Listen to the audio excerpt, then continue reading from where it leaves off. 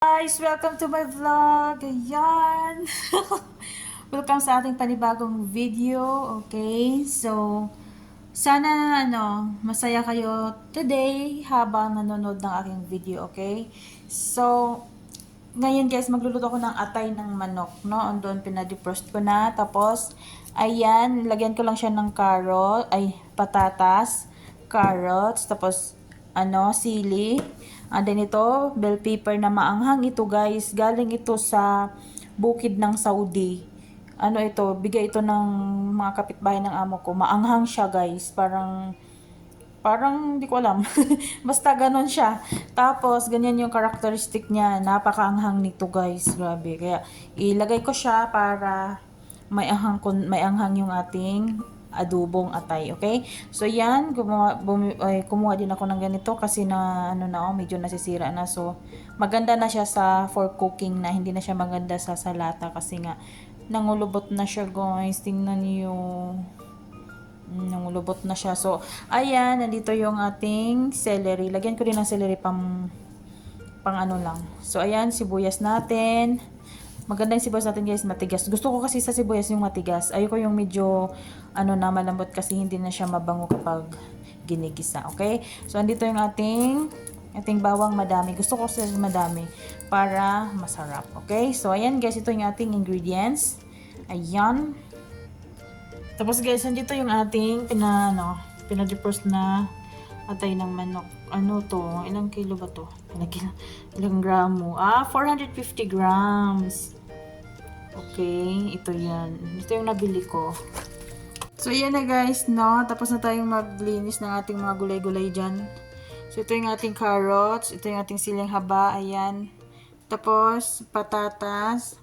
Tapos, green bell pepper. Tapos, itong pinakamaanghang na red bell pepper. Grabe ang anghang ngayon, hanggang ngayon. Maanghang pa siya sa mata.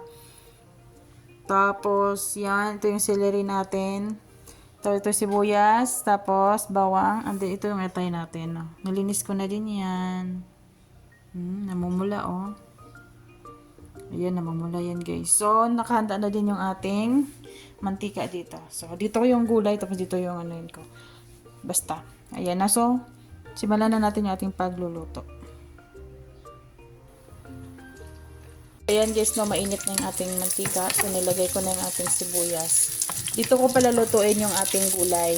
Tapos, dito ko lutuin yung ating atay. Okay? Kasi gusto ko kasi yung hindi maano yung ating atay, no? Hindi siya ma-overcook. Tapos, yung patatas natin, gusto ko din yung lutong-luto. So, hindi ko sila lutuin sa isang Mamaya ko na ipaghalo ko nilang sila mamaya kapag luto na yung patatas. Okay? So, ayan. Ito yung technique ko for today's video. No? Kasi sa araw-araw na nagluluto tayo, may mga natutunan tayong bagay na kailangan natin i-try. Na kung saan tayo masaya, doon tayo, no? So, I think dito ako sasaya na hindi ma-overcook yung ating atay. Yung latang-lata ba? Ayoko nang ganun.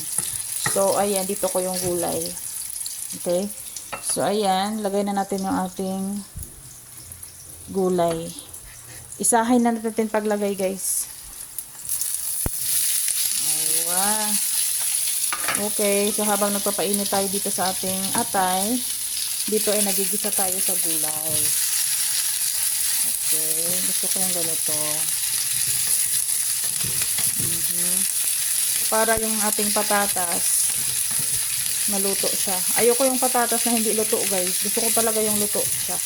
Okay lang yung carrots, pero yung patatas ayoko yung siya. Yung kulang yung ganda niya.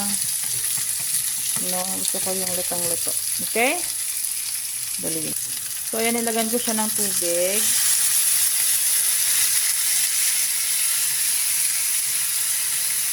Para maluto.